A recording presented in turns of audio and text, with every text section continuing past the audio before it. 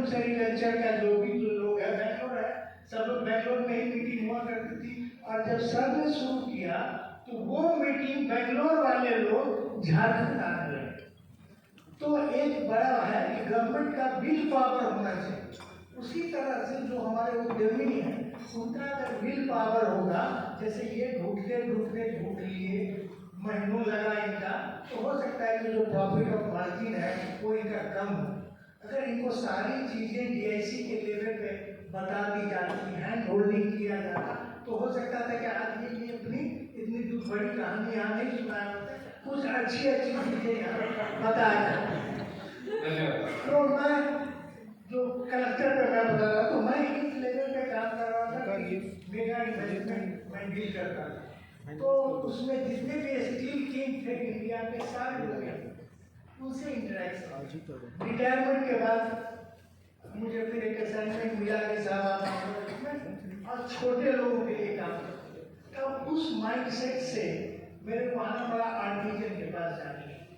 तो हम लोग करीब 15-20 जगह आइडेंटिफाई किया था क्लस्टर्स के लिए, और क्लस्टर में एमएससी, सीडीपी और एक्सपोर्ट की स्कीम 2007 से चला, लेकिन इस झारखंड में एक भी नहीं आया। वो 17 में हम लोगों ने स्टार्ट किया और उसमें लोगों के साथ बैठना किया। उद्यमियों के साथ बैठने में तो एक बात लगता है कि वो बात कम्युनिकेट कर देंगे, मिल लेंगे, बात समझ लेंगे। हम लोग को ऐसा करना पड़ा कि आर्टिजन्स के बीच जाना, जिसको भरोसा नहीं होता है। जनरली सरकारी आदमी पे लोगों का भरोसा ही नहीं होता, तो आपको उसको विन ओवर करना उस आर्टिजन्स के बीच में। और आर्टिजन क्या है, वो दिन में कमाता है वही खाता।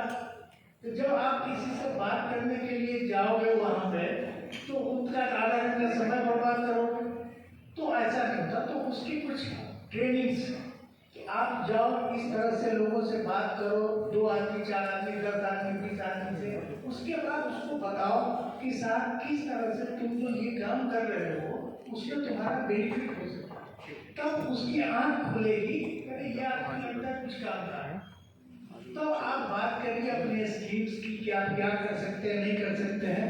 और जो हम लोगों ने 7 और 8 क्लस्टर्स किया है, तो झारखंड स्टेट बना था 2000 से 2017 तक 18 करोड़ रुपया भारत सरकार से हम लोग लेके आए, जिसमें 2 टूल रूम बना। टूल रूम के इंचार्ज है एक यहाँ और एक दूसरा, और भारत सरकार से कोई फंड इंडस्ट्री डिपार्टमेंट नहीं दिया। और 17 से 19 के बीच में हम लोगों ने 150 करोड़ भारत सरकार से बहुत महंगा फोन है। क्यों?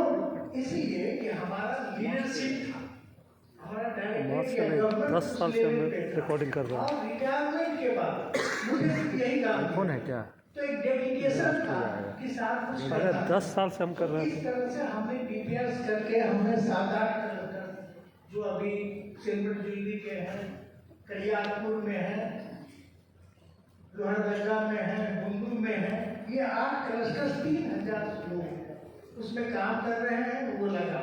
लेकिन जो सरकारी सिस्टम है कि जब आप जॉब में होते हैं एक फिक्स टेन्योर था मेरा काम करने का, 3 साल मेरा पूरा भारत सरकार से पैसा लेके आया, अब इम्प्लीमेंट होना शुरू हुआ, तब तक मेरा काम खत्म, मैं चला आया।